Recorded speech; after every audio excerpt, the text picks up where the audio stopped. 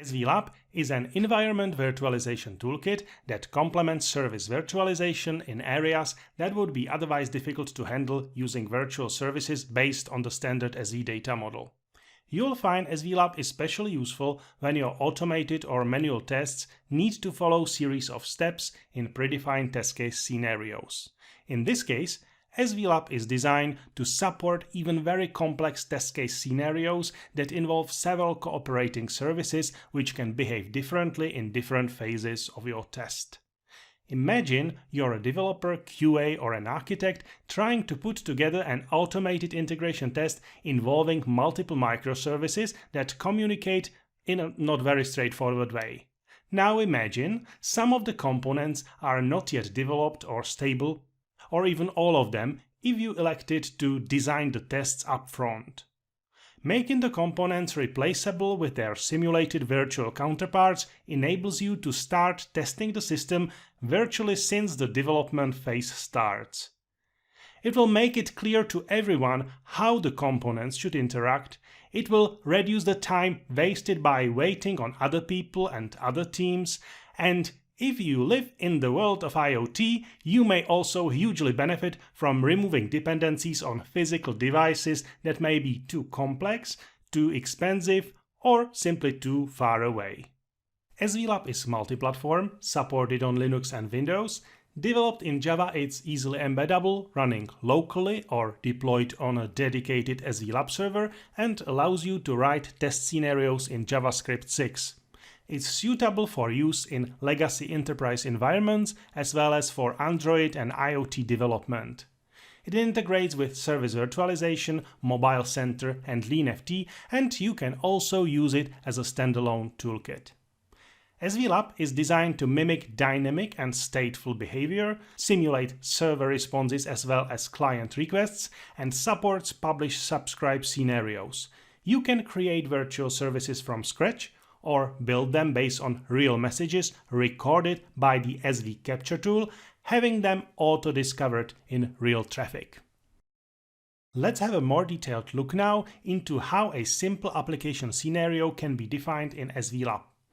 In my IDE, I'm gonna open the Hello World SVLab demo, which is automatically distributed with any SV Designer installation, along with numerous other demos.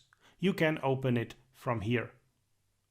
Now, after it has loaded, you can see the project is organized among two main sections. The Java part is responsible for deploying your virtual services to the SVLab server and starting an application test scenario. And the other folder, named Resources, contains definition of the virtual services as well as of the test case scenarios that will bind them together. Before we delve into code, couple of main concepts. Virtual service behavior is specified in a service model which contains one or many service scenarios. Imagine, for instance, your service needs to issue a sequence of calls to authenticate and subscribe to a message source. Then, subscription could constitute the first service scenario. Another one could cover receiving message requests and processing them, and the last one could be about unsubscribing and cleanup. In each of the three phases, your service behaves differently, so it makes sense to keep them organized as three separate service scenarios. To orchestrate virtual services and their service scenarios, there's the application model. It contains one or many application scenarios in which you make sure that service scenarios get executed in a proper way from the business point of view. In our example, this would mean we call the subscribe scenario before the processing scenario and the cleanup scenario. Everything gets even more important when an application scenario involves more cooperating virtual services which need to be orchestrated to work well together. Now back to code. Let's start with the Hello application model file, which defines the simplest application model possible. Inside it, there's just one application scenario, calling in turn just a single service scenario. The language used here is ECMAScript 6, along with the flow static type checker. This is basically the JavaScript 6 standard with some added type support that brings you, for instance, proper auto-completion features. So make sure you have the correct JavaScript version switched on in your language preferences. Having a closer look at our Hello application model, you can see it takes whatever services you may want to use inside via the constructor argument. Here we have just one service. Also, it needs to inherit from the application model class. And this is how you specify an application test scenario. You create a dedicated method for it, annotate it accordingly, and inside it you call desired service scenarios. Besides defining a sequence of calls to service scenarios, you can also run scenarios with delay, fork them to run in parallel, join them again, and more. We'll show that in another video. Now let's explore in detail how the service scenario looks like inside. Here you can find the service scenario we saw used on the application level, annotated accordingly. The service model is specified in this other file. It needs to inherit from the service model class.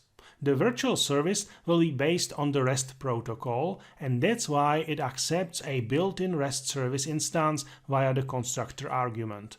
For more complex services, you can define the entire service contract in a separate interface file and have it pass through here instead of the built-in version, but let's keep that for a more advanced demo.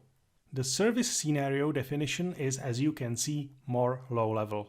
You don't have to write it all by hand. The SV Capture tool can record messages for you from existing real services and export them as code in this exact form.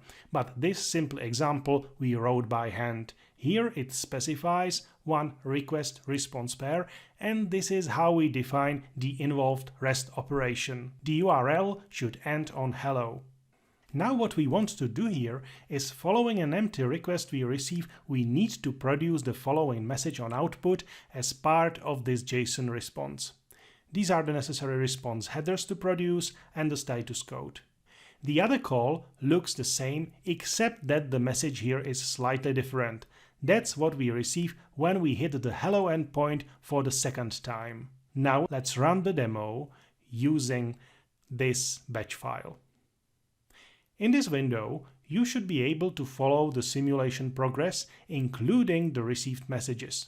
So, according to our application test case scenario, if we enter this address, we should receive the first version of the Hello World message like this. Check the request and response here. And for the second time, we should receive the second version like this.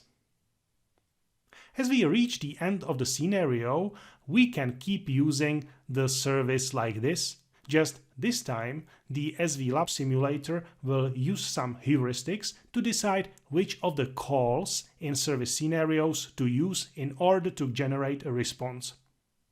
The same holds true if inside an executed scenario something occurs a bit differently than specified. The simulation will not fail in that case, but will rather try to provide as realistic behavior as possible.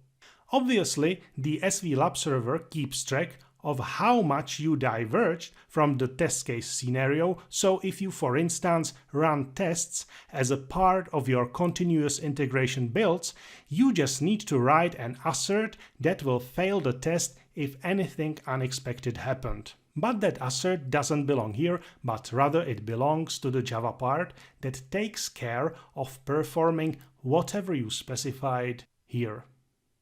So this is the code that executes when you run the batch file. Let's have a closer look. Virtual services run on the SVLab server, which can be managed over REST API. To reduce complexity, we prepared a client that handles the API calls for you internally. Just create it like this and use it. In fact, there are two versions of the SV client, and this is the simpler one. To load a lab and deploy virtual services, you need to specify two things. Firstly, you need a compiled version of the scenarios from this demo folder. Secondly, you need a config file with details on where the services will listen, how they will behave, and so on. We'll cover configuration in a more advanced video tutorial later. For now, it's important to note this file is in fact not mandatory, and whatever you find inside you can also set up by calling corresponding method on the SV client. Having loaded the scenarios and configuration, you can start the lab and run the scenario defined here. In this video, you have seen the very basics of how SVLab works, how it looks like, and where it can help you. The following videos will cover the important areas in more detail so that you could start using SVLab for your own projects. Thank you.